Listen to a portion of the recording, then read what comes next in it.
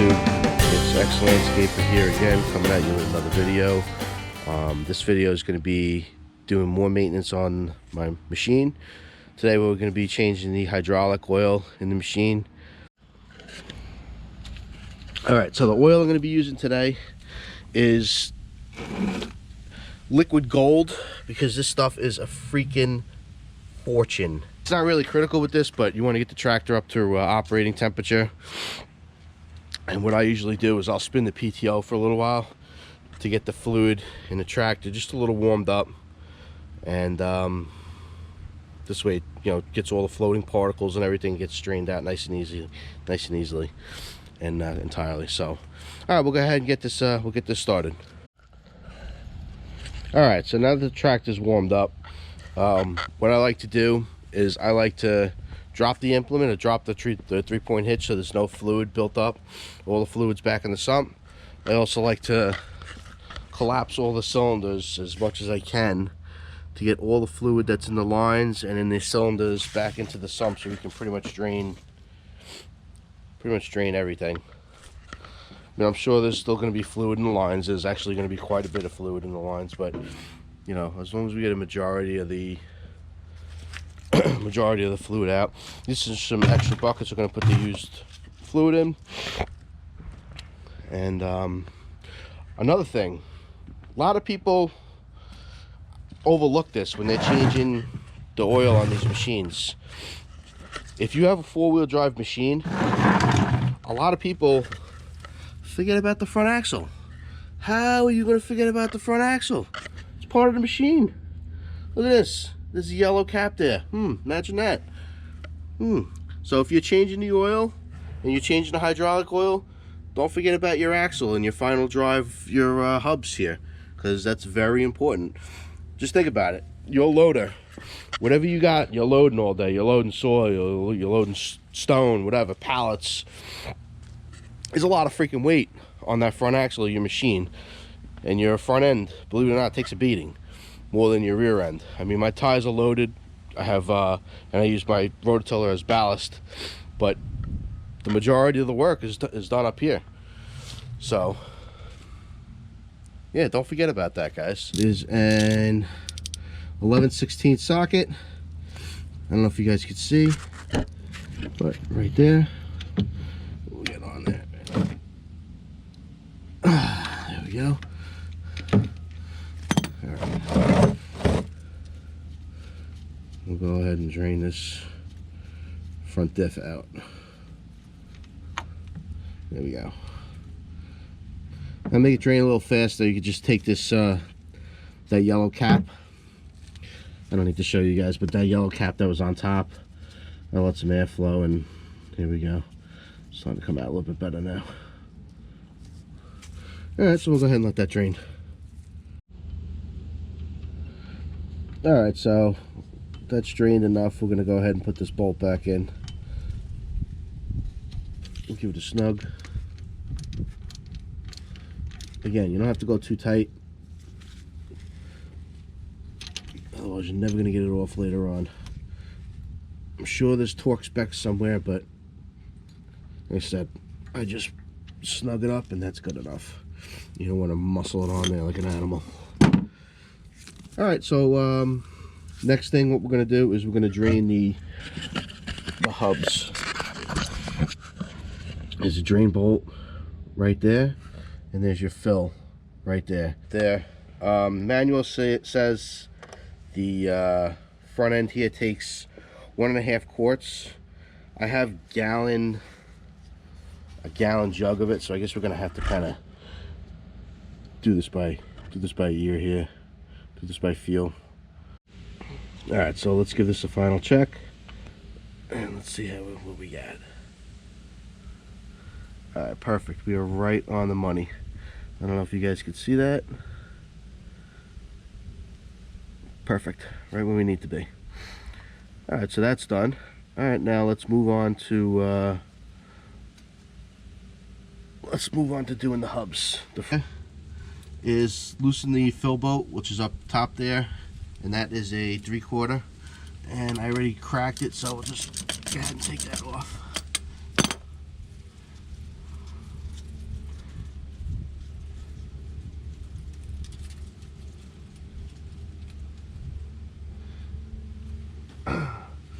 The manual says it takes 0.8 quarts, 0.8 of a quart, so almost a full quart, and you just fill it. You fill it up to the top here, up to the top threads. What I'm gonna do, being that I don't have a pan that's gonna fit into this, is I think I'm gonna cheat a little bit, and I'm gonna go ahead and use my fluid extractor. All right, so how this works, just the hose that goes all the way down to the bottom, and a couple pumps. That's it. We are extracting fluid. And this thing represents a quart, so we're just shy of 1 quart. So manual calls for 0.8, so that looks pretty close to me. So I think we'd say we got all the fluid out. So all right, what we're gonna do is go ahead and get our funnel on there, and we're gonna fill it back up.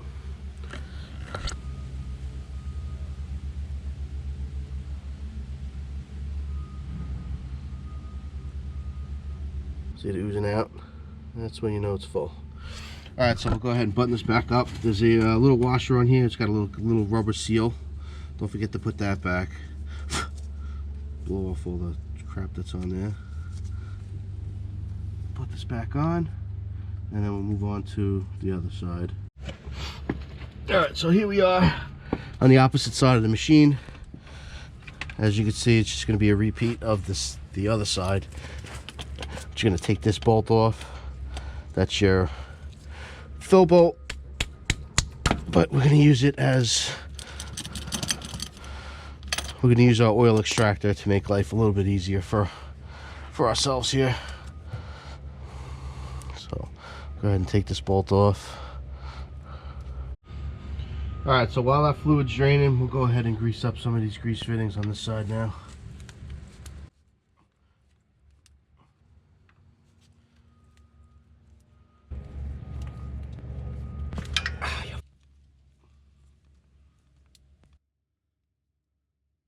Important, but pedal. So we'll add our 0.8 quarts. All right, perfect. All right, we're all done on this side. Let's move on to the next step.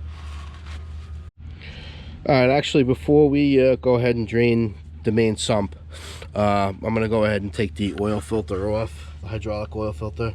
It's located right behind the driver's side tire. If you go right behind the tire, it's that red filter right there. I'm gonna go ahead and unscrew that. We got our drain pan already set, and then I got my factory New Holland transmission fluid filter all ready to go. So I'll set you guys up. We'll go ahead and drain that. Got my filter wrench ready to roll. Go ahead, drain that, and come right back.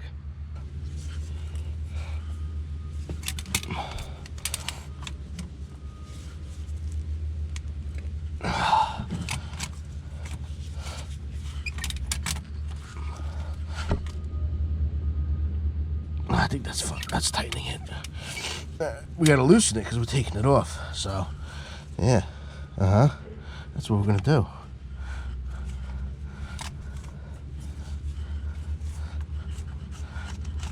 All right, it's gonna come gushing out.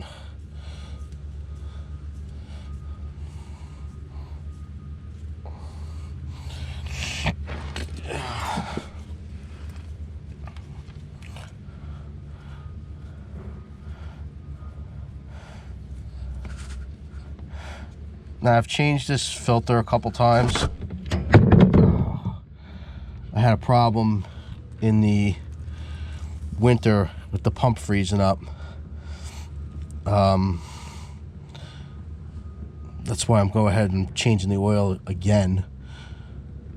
I let the tractor sit outside and it was uncovered, and what was happening was water was getting down in through the controls joystick for the front end loader, and it was clouding up the system. And when it was really cold and I was trying to move snow, the pump was frozen. I couldn't get the implement off the ground. I had no control to the hydraulics. So what I wound up doing was buying just cheap filters, changed the filter out a few times. That helped the problem a little bit. Drained all my good oil, put crappy, cheap, junk oil in just to flush all the water out. And now that that's all cleaned up, I bought the New Holland fluid again, which is, like I said, liquid gold. That stuff is very expensive. I think for 10 gallons it was close to $300. So not cheap, but it's the right stuff. It's the best stuff for the machine. So now, I keep the tractor covered, so hopefully that doesn't happen again and I can get, decent service out of that oil. So all right, we'll let this drain and I'll come back to you, and we'll put the new filter on and we'll drain the sump. All right, so there's our filter housing right there. We're just gonna go ahead and just clean off if there's any particles or anything around it with a nice clean shop rag. And that seems, it's pretty clean. Like I said, I changed the oil not too long ago, so.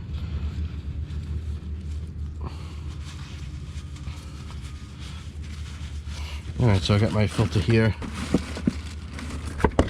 And what I'll go ahead and do is just take a drip or two of oil, put that on the filter housing, just so that gasket slides nice and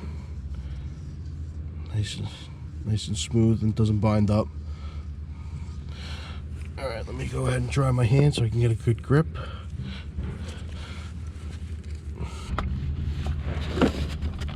Yeah, perfect. All right, cool.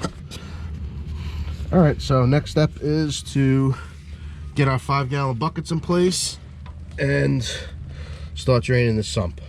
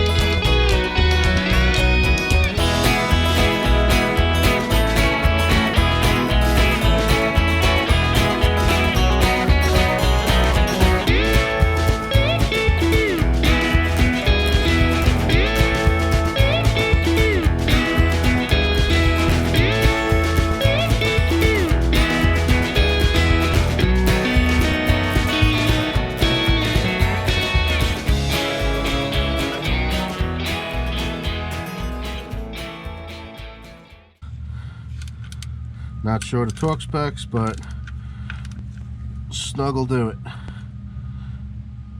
That's probably good right there. Go ahead and give this a wipe down.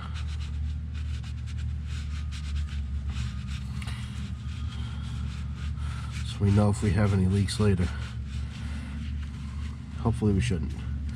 All right, let's get this oil all drained out to the 5-gallon pails and we'll start filling her up and buttoning this job up. All right, so coming back to the back of the machine here, this is your this yellow cap right here is your hydraulic oil fill. It's got a rubber O-ring on it. Make sure you don't lose that. See, this one's stuck actually to the machine. Just inspect it, make sure it's good. This actually has a couple little cracks in it, so I might I don't have a spare one right now. I might just lubricate it for now and then grab a spare and replace that. Easy to replace, just a standard O-ring. Alright, so what I'm going to do is go ahead and get my funnel set up.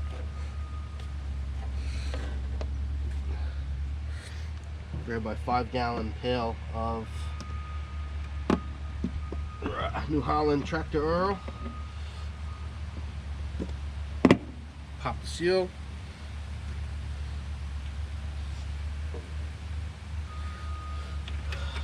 And hopefully not make a freaking mess.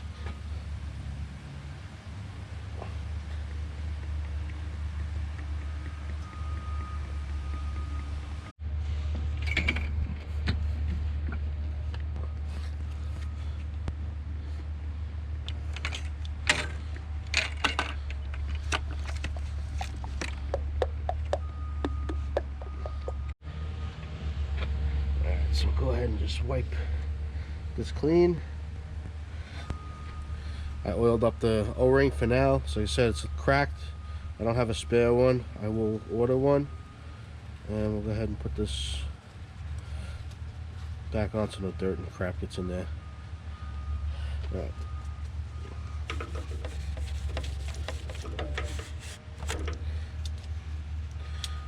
Let's check it one more time before we start it. Yeah, we're perfect. We're a little bit over, but I think that's once we start it and the filter gets filled up, I think we'll be good to go. So let's go ahead and start it and see where we're at.